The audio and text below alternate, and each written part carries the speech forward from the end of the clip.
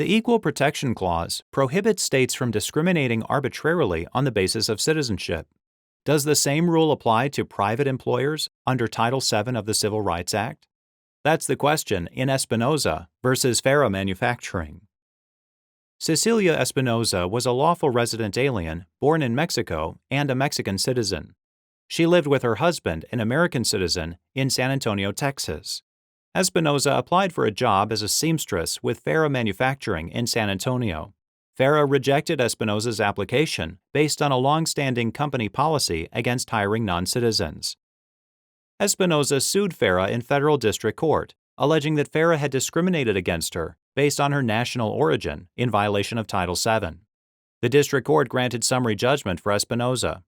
The Fifth Circuit reversed, concluding that the term national origin as used in Title VII didn't encompass citizenship. The United States Supreme Court granted cert.